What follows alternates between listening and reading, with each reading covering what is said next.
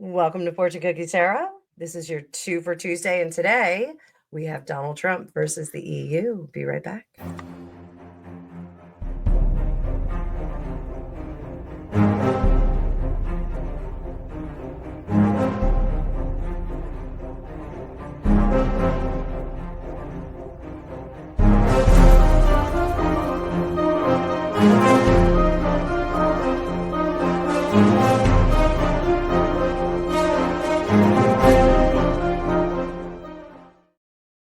Welcome back, Tarot Maniacs, to your favorite tarot channel for popular and unpopular political tarot readings. So I'm Annabelle. I'm a tarot practitioner for over 35 years.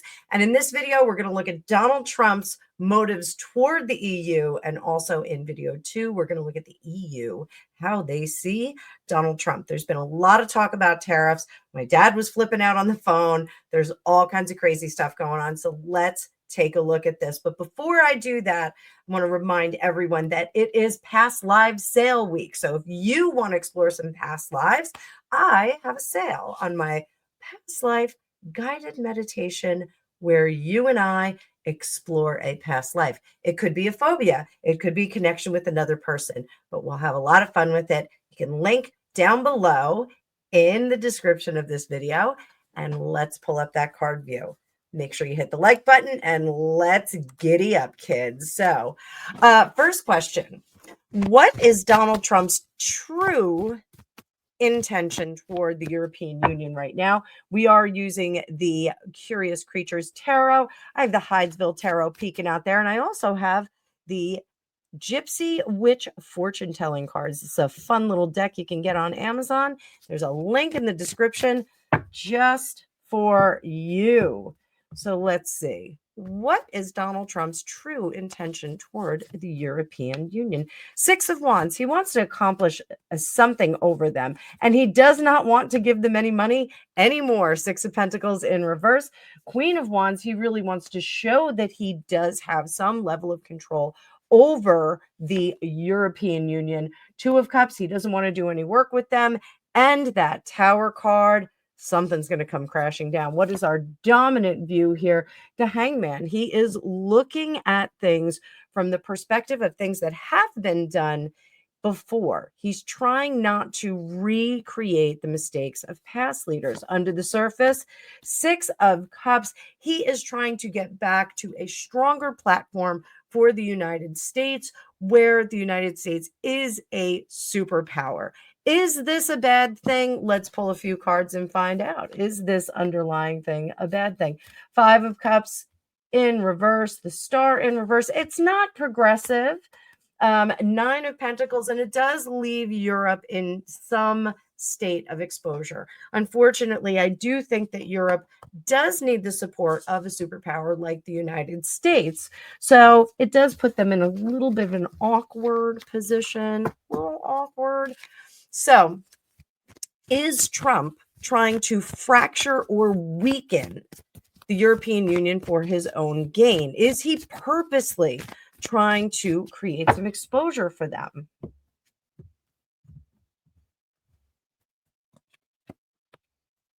Four of Swords, Page of Pentacles, and King of Wands. I don't think he's trying to create some kind of dynamic where the European Union is susceptible to advances of, say, another Slavic country that may be really big and advancing on a country called Ukraine. So I don't think he's trying to do that. What I do think he is trying to do is give them the opportunity to flex and grow on their own as independent nations. He does not want to be the director, the supporter, or the orchestrator of that success and strength in those countries. I think he wants Europe to be Europe. He's not really keen on the collective in Europe. He wants the individual countries to remain individual, distinct in culture, but supportive in nature. How do Trump's recent statements or actions with the tariffs, NATO critiques, political rebukes, those kinds of things align with a hidden agenda? Do they align with any hidden agenda? Is there a hidden agenda here? Is he showing us his hand? Ace of Cups, Eight of Wands, Temperance. I don't think that there's a political agenda here. I don't think that he is trying to, has some hidden agenda where he's trying to make things easier for the XYZ nation or anything like that. I don't think he's trying to do that. Really think he is trying to give everyone a brand new, fresh start where they can act and behave and communicate as they need to in their own realm and create a balance of power between the European countries. Again, we're reading tarot. I know this sounds overly simplified, but we're reading cards here, kids. We're reading cards. So, is there any particular leader that Trump sees as a personal threat? So, we're going to bring the UK into this because I just want to check. I know he's not part of the EU per se, but how does Trump view Starmer as a threat? Seven of Wands, Nine of Pentacles, the Moon. So I think in his opinion that he has a good sense of what Starmer's doing. And I think that he thinks that Starmer's in a very precarious position, that there are elements inside the UK that are going to undermine him. I just wanted to check on that just because it is adjacent to the EU. So let's look at Ursula, our girl Ursula.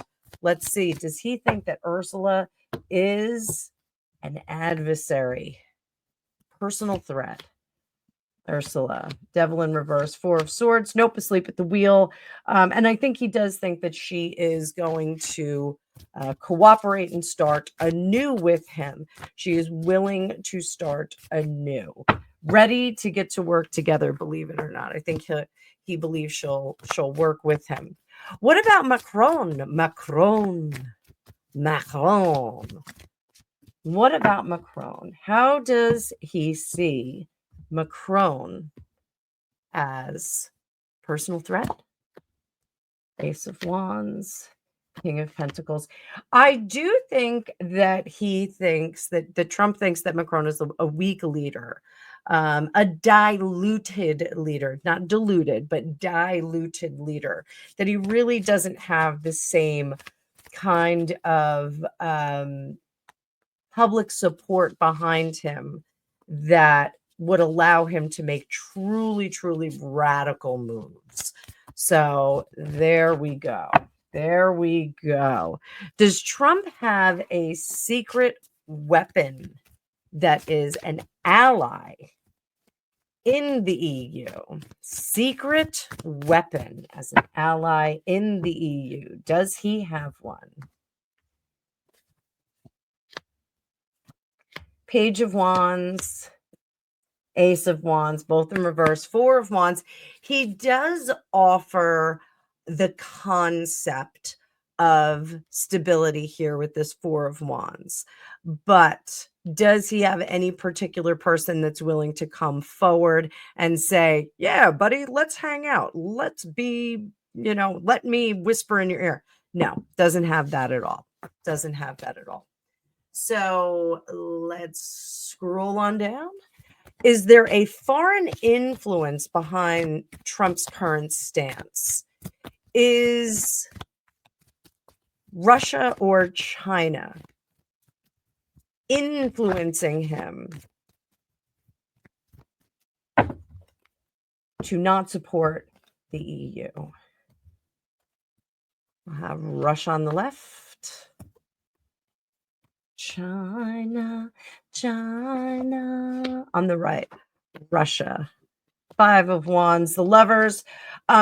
So this is Putin disagreeing with him. They are in partnership. They will work, they will talk, they will debate, they will try to come with a compromise at the table, but their main ideas are in conflict. How about China?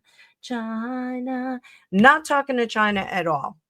We're not, excuse me, not giving up secrets because we don't like each other. So no, I don't think that either of them are little whispers in his ear. I don't think that they're trying to motivate or move the behavior of Trump. I don't think they can.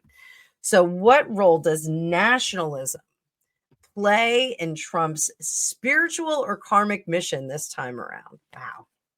Meaning this term. 5 of Cups. Very disappointed at the state of things. King of Swords. We have had a weakened voice and a weakened industrial behavior. So the industry that we have across the world. He wants to see that returned. And he wants to get rid of the red tape and the struggles between those points. Up top, 2 of Wands. He wants to, there is a level of separatism in this reading with that 2 of Wands, a little bit of separatism there. And I think that does say, that doubles down on the nationalism that we're asking about here.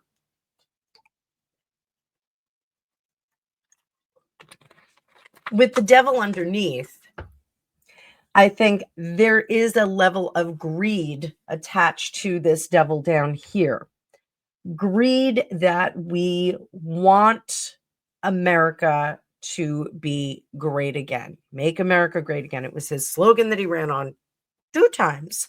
So, and I'm not saying that this is a good thing or a bad thing, but this is really what he wants. He much in the fashion of someone would want their child to succeed over the entire graduating class. He wants to see the United States be returned to a state of greatness, returned to a state of industry and glory. He wants to see that, again, pitching during his campaign, we are going into a golden age. So I think this devil card becomes a sense of greed, which we do see with the 4 of Pentacles in the upright. But I think in this sense, we're really trying to latch ourselves to that, whereas the 4 of Pentacles is more quietly holding on to that. This is more of a bold exposure. We're really putting that out there. We're not going to be afraid to wear this on our sleeve. So very, very interesting. Ooh. What is his psychic mission? And I apologize, guys. I'm doing this reading at 9 o'clock at night. You can see him in my fancy bathrobe. What is his psychic mission? What is Trump's psychic mission with the EU? What is his psychic mission?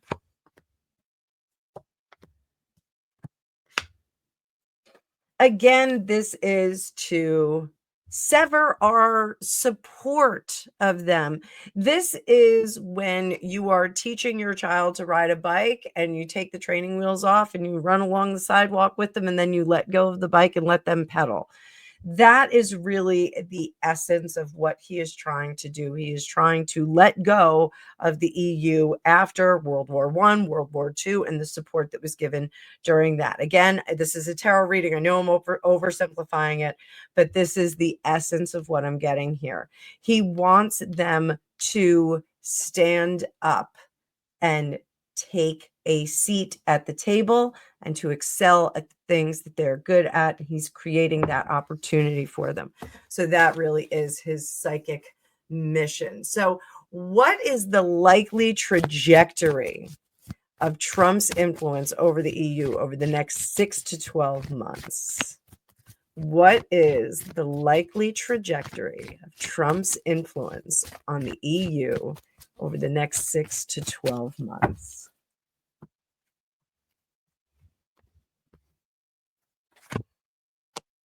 King of Swords. The Fool in reverse. Not falling for that banana in our tailpipe. Knight of Cups. 4 of Pentacles. There he is in reverse. And we're going to look at this one too. And up top, Three of Pentacles, underneath, Wheel of Fortune. So those of the detractors of this who say that Trump is abandoning the EU, he's leaving them to their own devices, he's going to let Russia stomp all over the EU.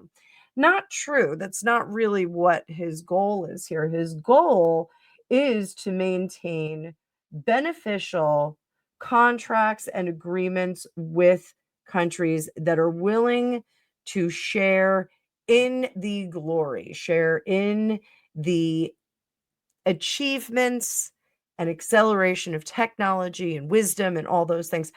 If I could say this, I think this is an independence renaissance that we may be seeing, that he's trying to spurn on in the EU. Whereas the EU has been clinging together, trying to have support.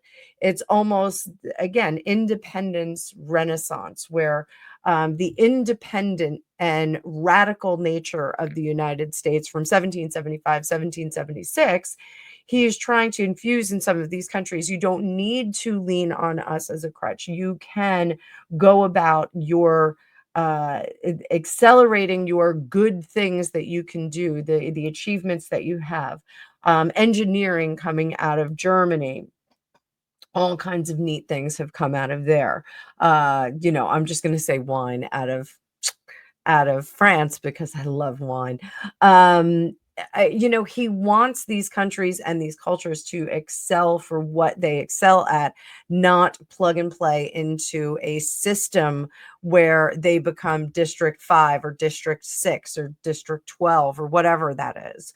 So I think he really does want to see nations develop independently with what they are good at, and then have fair and reasonable trade amongst themselves. So, but I think he wants to do that without infusing support.